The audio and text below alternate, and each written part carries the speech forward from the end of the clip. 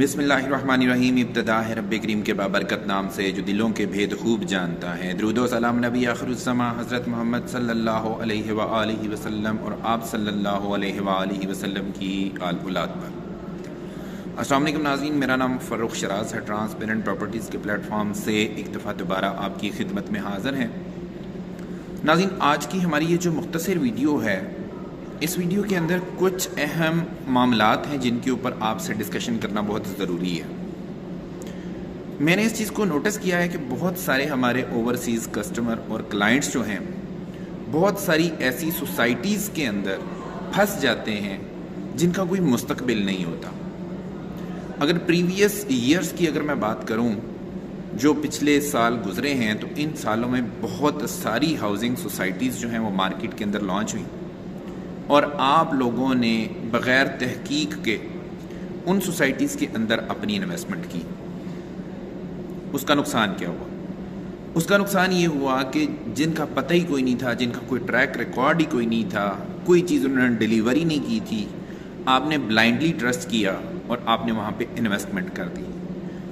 اب آپ نے جو انویسٹمنٹ کی ہے، ظاہری بات ہے آپ نے خود سے تو نہیں کی ہوگی، آپ نے کسی نہ کسی ڈیلر سے، کسی نہ کسی ریئلٹر سے رابطہ کیا ہوگا اور اس ریئلٹر نے آپ کو وہاں پہ انویسٹمنٹ کروائی ہوگی. میں ہمیشہ ایک چیز کہتا ہوں کہ دو چیزوں کو ضرور پرکھ لیا کریں. ایک تو وہ جس ڈیلر سے آپ اپنے انویسٹمنٹ کروا رہے ہیں، کیا وہ بندہ اتھینٹک ہے؟ کیا اس بندے کا کوئی ایکسپیرینس ہے کہ آپ کو کسی ایسی سوسائٹی کے اندر انویسٹمنٹ کروا سکے جو کہ جا کے آپ کو فیوچر میں فائدہ دے سکے. میں ایک چھوٹی سی اگزامپل دیتا ہوں. میرے پاس بہت سارے اس طرح کے کیسز آتے ہیں کہ ہمارے بہت سارے ڈیلر حضرات جو ہیں وہ کیا کرتے ہیں کہ کلائنٹس کے ساتھ ڈسکشن کرتے ہیں، ان سے پیسہ منگوا لیتے ہیں. کچھ میرے پاس ایسے کیسز آئے کہ جو ڈیلر حضرات ہیں ان لوگوں نے ٹوکن منگوائے اور اس کے بعد ٹوکن لے کے غائب ہو گئے. جن لوگوں نے پیسے دیے تھے وہ انتظار کر رہے ہیں کہ جی ان کی جو ریکوائرڈ انوینٹری ہے اس کو ملے گی، بٹ انفارچونیٹلی وہ نہیں ہو سکا. یہ ایک ایگزامپل ہے. دوسری ایگزامپل یہ تھی، یہ تو چھوٹی چیز تھی نا، ٹوکن کی بات ہو رہی تھی. اگلی چیز کے اوپر آ جاتے ہیں. اس میں کیا تھا؟ اس میں یہ تھا کہ جی آپ نے ڈاؤن پیمنٹ بھیجی، بندہ ڈاؤن پیمنٹ لے کے رفو چکر ہو گیا، اس کے بعد اس کا کوئی اتا پتہ نہیں. اب آپ اس کو تلاش کر رہے ہیں، اب وہ بندہ نہیں مل رہا، آپ کے پیسے پھنسے ہوئے ہیں، آپ اس کو کال کر رہے ہیں، وہ آپ کو مل ہی نہیں رہا، وہ ٹریس ہی نہیں ہو رہا. تیسری ایگزامپل دیتا ہوں.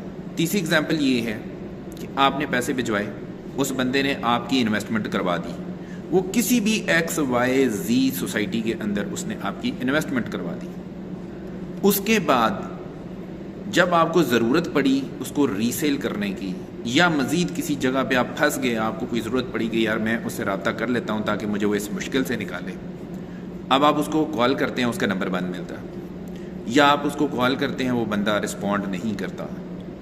اگر وہ رسپونڈ کرتا بھی ہے تو آپ کو وہ گولیاں کرا دیتا ہے. یہ اگلی ایک مثال ہے. چوتھی مثال دیتا ہوں. چوتھی مثال یہ ہے کہ آپ نے کسی کو پیسے بھیجے، اس نے فوراً سے آپ کا کام نہیں کروایا. جو آپ کی ریکوائرڈ چیز تھی، کوئی انسٹالمنٹ پے کرنی ہوگی، کوئی فائل پرچیز کرنی ہوگی، کچھ بھی کرنا ہوگا، اس نے فوراً سے نہیں کیا. اس نے 8 دن 10 دن پیسے اپنے استعمال میں رکھے. اس کے بعد آپ نے اس کو جب فالو اپ کرنا شروع کیا تو پھر جا کے وہ آپ کو اپنی سروس دیتا ہے. تو یہ تمام وہ ایگزامپلز ہیں جو کہ آپ لوگوں کو فیس کرنی پڑتی ہیں. ان کا سلوشن کیا ہے؟ ان کا سلوشن یہ ہے کہ آپ کسی ایسے اچھے اور اتھینٹک ڈیلر کا انتخاب کریں جس کے پاس کم از کم ایکسپیرینس ہو، پراپرٹی کا ایکسپیرینس ہو، کہ آپ کو وہ اچھی جگہ پہ انویسٹمنٹ کروا سکے. اس کی اتنی جو ہے نا وہ انالیٹیکل سکلز ہوں کہ اس کو پتہ ہو کہ آنے والے 5 سال 7 سال 10 سال کے اندر یہ والی سوسائٹی گین دے گی میرے کسٹمر کو. اس بندے کا انتخاب کریں، اس ریئلٹر کا انتخاب کریں. دوسری جو چیز آپ نے دیکھنی اور پرکھنی ہے وہ یہ ہے کہ جو ریئلٹر آپ چوز کر رہے ہیں وہ کتنا ریسپانسیبل ہے، آپ اس کے ذمے جو کام لگاتے ہیں وہ کرتا ہے یا نہیں کرتا. تیسری چیز کہ وہ مارکیٹ میں کتنی دیر سے بیٹھا ہوا ہے اور اس کی ریپوٹیشن کیا ہے. آیا کہ وہ فراڈیا ہے، یا کہ وہ صحیح سنسیئر ہو کہ ایمانداری کے ساتھ کام کر رہا ہے. یہ ساری چیزیں آپ نے پرکھنی ہے ریئلٹر کے لیے. میرا مقصد یہاں پہ اپنی تعریفیں کرنا نہیں ہے، صرف آپ کو سمجھانا اور اس چیز سے بچانا ہے کہ آپ اس طرح کے جو فراڈز ہوتے ہیں ان سے کیسے بچ سکتے ہیں. ایک چھوٹی سی اگزامپل دیتا ہوں آپ کو. میرے پاس ایک کسٹمر آیا، کلائنٹ آیا، مجھے بالکل نہیں جانتے ہیں. وہ مجھے انہوں نے کال کی، مجھے کہتے ہیں کہ جی ہم آپ کے ساتھ کام کرنا چاہتے ہیں لیکن میں اوورسیز کلائنٹ ہوں. میں کسی ایک اور بندے کے ساتھ پہلے بزنس کر رہا تھا، وہ میرا فون ہی نہیں اٹھاتا. تو اب مجھے بتائیں کہ کیا مجھے آپ سروس دے سکتے ہیں؟ میں نے کہا جی بالکل آپ کو سروس دیں گے. انہوں نے کہا جی کہ ہم آپ کے ٹرسٹ کس طرح کر سکتے ہیں.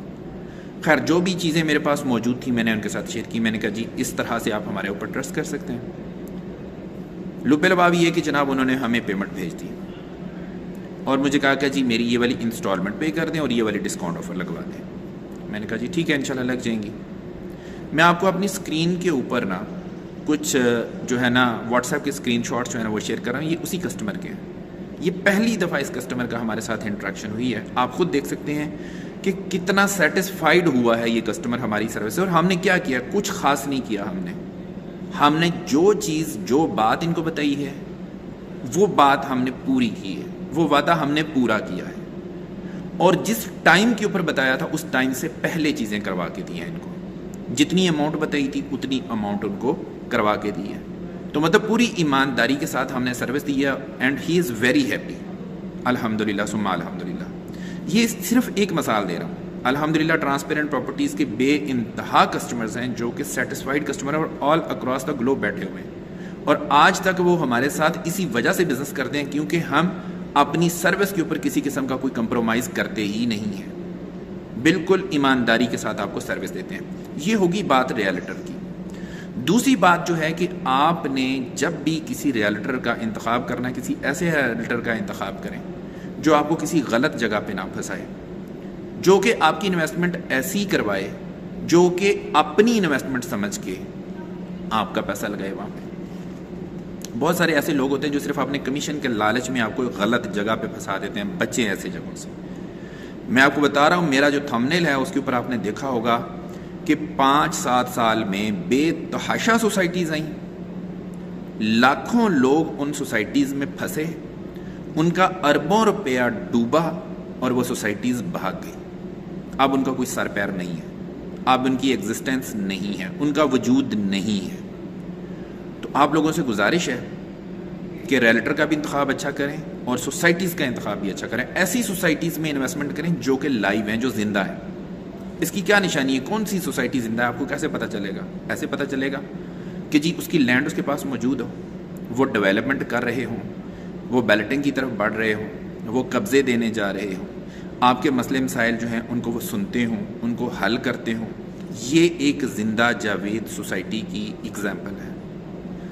مردہ سوسائٹی کون سی ہوتی ہے؟ جس میں آپ نے فائل خرید لی، آپ کو پوچھنے والا ہی کوئی نہیں، اس کی زمین کا ہی نہیں پتہ، اس کی ڈیولپمنٹ ہو رہی ہے نہیں ہو رہی، کب ہوگی کب نہیں ہوگی پتہ ہی کوئی نہیں. اور اس کے بعد سوسائٹیز کیا کرتی ہیں؟ پیسہ سمیٹتی ہیں اور نکل جاتی ہیں. ایسی سوسائٹیز سے بچیں. میری آپ کو ایڈوائس ہے ٹرانسپیرنٹ پراپرٹیز ایک بااعتماد ادارہ ہے. انشاءاللہ تعالیٰ آپ کو پوری ذمہ داری کے ساتھ سروس دیں گے. آپ کسی بھی قسم کی انویسٹمنٹ کرنا چاہتے ہیں ہمارے دیے گئے نمبرز کے اوپر ہمارے ساتھ رابطہ کر لیں. انشاءاللہ تعالیٰ آپ کو بیسٹ ان کلاس سروسز کا پرومس کرتے ہیں. اسی کے ساتھ مجھے اجازت دیجیے. اللہ نگہبان.